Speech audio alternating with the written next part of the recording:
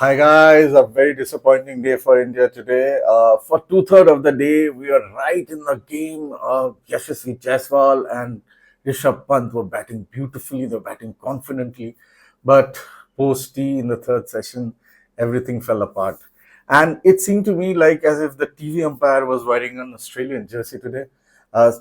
Some of the decisions, especially the Yashasvi Jaiswal decision, was shocking, was literally shocking to me. In my opinion, there was never any conclusive proof to turn the on-field umpire's decision of not out. If you were going to make gut calls and what you feel instead of using hardcore technological evidence, then I don't see what's the point of having a third umpire. And increasingly it seems that India is falling into the short end of these decisions in last couple of months. It has been really coming at very critical moments for India. I am Siddharth. You're watching Gully Cricketer. Guys, please do subscribe, leave your feedback in the comment section, and give a thumbs up if you're liking my content. So the day started with India with the ball needing the final wicket. It only took, I think, 9 or 10 deliveries. The first was bowled by Mohammad Siraj. He got the edge of Scott Boland, but it fell in the gap, went for a boundary. And in the second over, Jasprit Bumrah came, and the great man took only 3 balls. In the fourth ball, he removed Nathan Lyon. That was clean bowled, middle stump out of the ground. So then India came to bat with a target of 340, which seemed a bit unlikely, obviously, to chase down, but anything was possible with wickets in hand in the final session.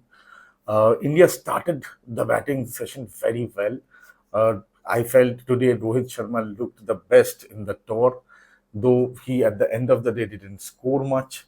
He got out for 9, but the initial phase, they were there. They were batting. The first wicket fell around the 15th over, just after the 15th over, I think. And I mean, Yashasvi and Rohit was batting beautifully. They were taking their time, leaving balls nicely, and it all looked fine. There didn't seem to be great demons in the wickets. And then the first fall shot that Rohit played, it was again induced by Pat Cummins. The bat, he tried to play it in the onside and it took an edge. And that is how Rohit Sharma was dismissed. I think he'd be very disappointed with this dismissal because he really applied himself. You know, he played 40 balls for 9 runs. That for someone like Rohit Sharma, an aggressive player. But yeah, so that brought Rahul to the crease. Rahul, to be fair, and he fell in that very same over. But to be fair, that was a very good delivery by Pat Cummins. Again, the ball rose sharply and left him just slightly, took his gloves. Uh, but yeah, at that point of time, Australia was right on top. 2 wickets were down quickly in the same over. Virat Kohli came to bat, and Virat Kohli didn't last too long. It Virat would be very disappointed with today's dismissal because it has become a pattern of Virat trying to play the cover drive and getting nicks. Yes, he has not had too much luck. One could say that another day or another time he would have at least missed the ball and not nicked them. But this it's a clear pattern developing, and maybe like what Sachin did in Sydney so many years back in 2020, 2003 and 2004. He needs to probably put that cover drive away, uh, at least till he's not playing on 100 or something. And that I think would serve him in very good stead. So at 3 wickets down, India was in real trouble. That's when Rishabh Pant walked in. When Virat Kohli fell, lunch was taken. And then the middle session, from lunch to tea, Rishabh and Yashasvi played brilliantly. They looked in command, they looked in total control, and the fight back was wonderful to see. And then post tea, once they came, Australia was any which was behind in on over rates. So they started off with Travis Head and Nathan Lyon. And Travis Head, I mean, at best you can say he's a part timer. And the ball that Rishabh Pant got out to, and that was the big turning point of this day. In fact, there have been a lot of turning points in this match, but that was a big turning point of this day. That is where, when you look back, that is where we lost the test match. It was a rank long hop. It literally was a rank long hop, and Rishabh went for a big shot aerial. He could have hit it anywhere. It just he had really applied himself till then. It was so unlike Rishabh Pant an innings. He played 104 balls for 30 runs. That it's hard to believe that we're talking about Rishabh Pant. He really applied himself, worked really hard, but that one mistake cost India the game at the end of the day. These are big grounds. The MCG is a huge ground, especially the squares are so massive. They're vast. Uh, Again, maybe a little luck, the ball goes a little away, a different story. But yeah, it was a rank long hop. And from there, that opened the gate for Australia. And you have to praise Australia. The bowling, they just ran in through that gate. Nitish, who had played so brilliantly, sorry, first Ravindra Jadeja came. Ravindra Jadeja got a good ball from Scott Boland. Again, the ball rose sharply, but Jadeja has not had a very good test match with the bat in here. I mean, at hindsight, you could say he didn't need to play that ball. It was outside off stump and all that. But yeah, I mean, it was a good ball. You have to say that. Then came Nitish Kumar Reddy, the brilliant Nitish Kumar Reddy, the centurion from first innings, who kept India in the test match. But today was not his day. It was Nathan Lyon was bowling beautifully at this point of time. Ball was turning. There was no turn up till now, but in the final session of the test match, the ball started turning, and it was turning quite prodigiously for Nathan Lyon at times. And there was always the bounce. So he edged the ball. Steve Smith took a fine catch at first slip, and in walked Washington Sundar. There was a small partnership that developed between Washington Sundar and Yashasvi Jaiswal. Yashasvi Jaiswal, all this while, have been playing brilliantly.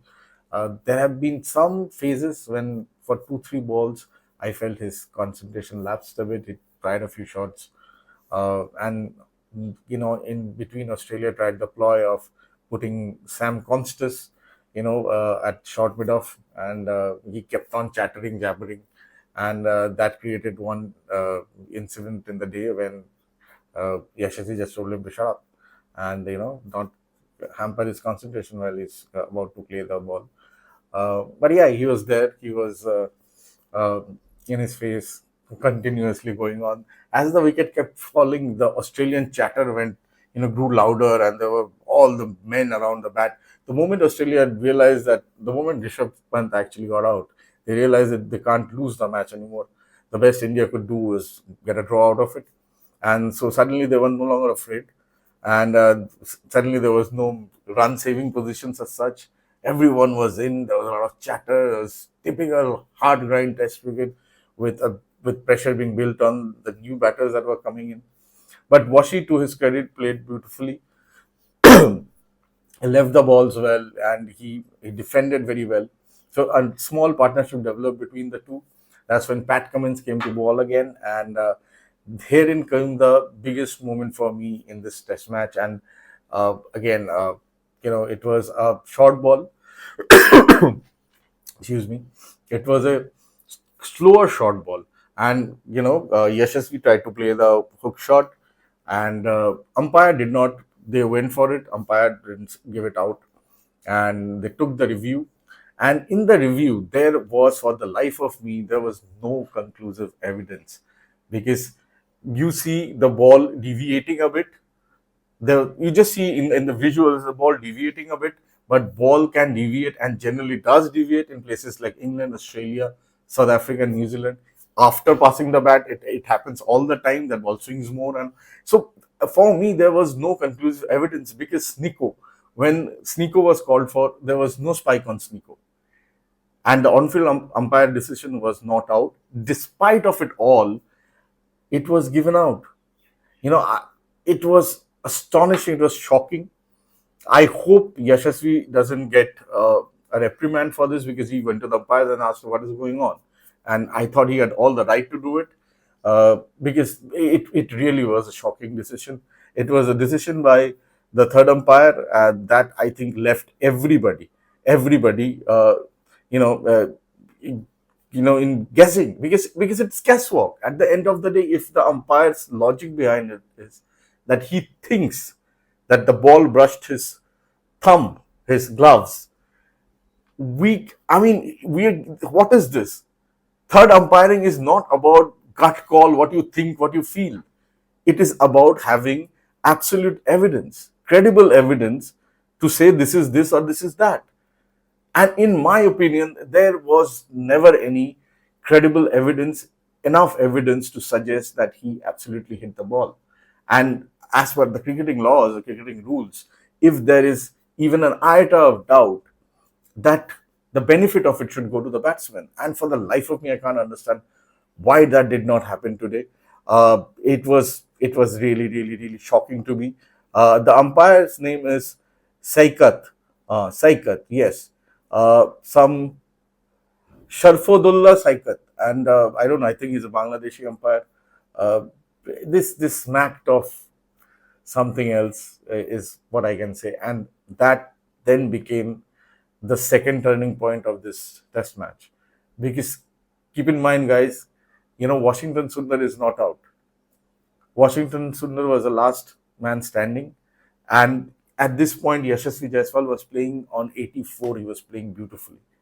Had he been there, had that not been given out, with him and Washington Sundar, India had every opportunity of drawing this test match. It it is a decision. I hope that BCCI in all its might goes after this, because this I hope that this umpire never officiates in any game involving India again.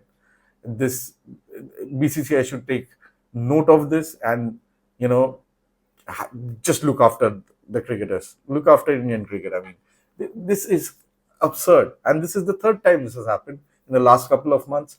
If you remember the first innings of first test match in Perth, Rahul got a shocker of a decision. That time there was Stinko.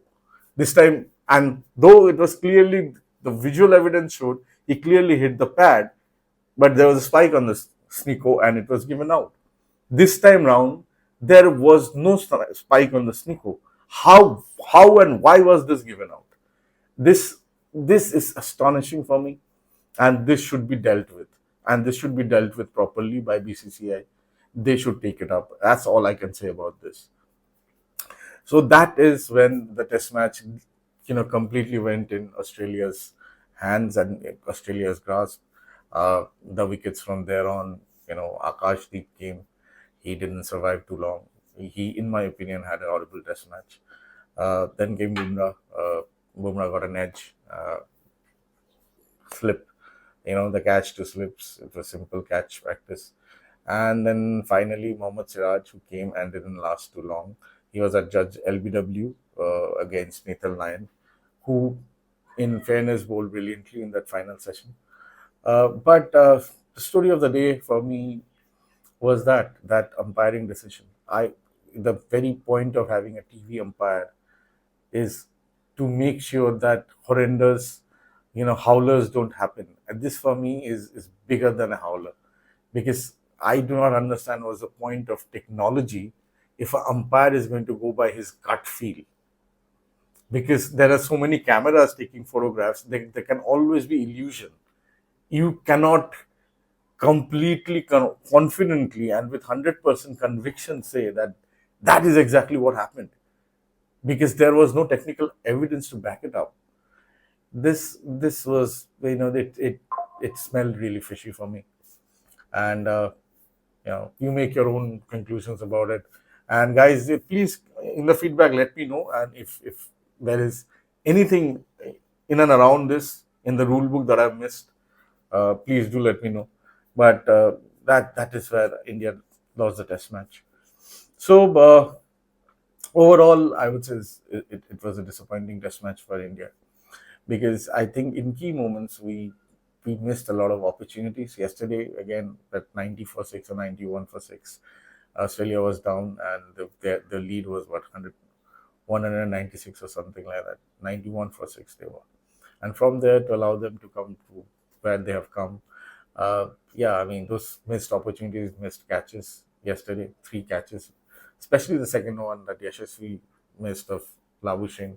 So yeah, India, I feel in this Test match have not played the key moments very well, and I think for the next Test match, I hope Shubman Gill would be in, and Akashdeep, I mean, for you can only say luck for so long.